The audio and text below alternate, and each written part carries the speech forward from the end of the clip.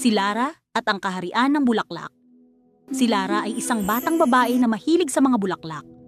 Isang araw, habang naglalaro sa hardin, napansin niya ang isang liwanag sa gitna ng mga rosas at sampagita.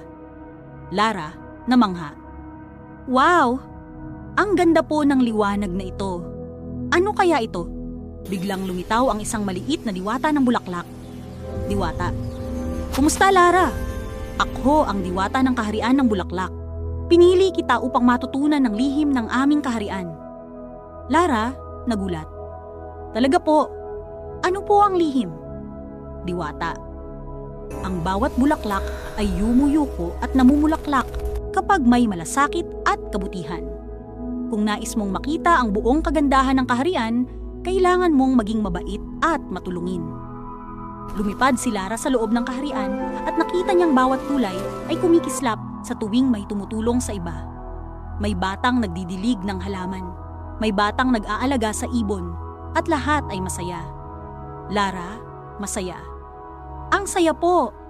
Parang lahat ay mas maliwanag kapag tumutulong ka. Biglang may nakita siyang maliit na batang naliligaw sa gubat. Lara, huwag kang matakot. Tutulungan kita makabalik sa bahay. Batang lalaki. Salamat, Lara. Hindi ko po alam kung paano ako makakauwi. Tinulungan ni Lara ang bata at sa kanyang kabutihan, mas lalo pang namukadkad ang mga bulaklak sa kaharian. Diwata, ngumiti. Tama, Lara. Ang kabutihan ay nagdadala ng liwanag at buhay, hindi lang sa bulaklak, kundi sa puso mo at ng iba.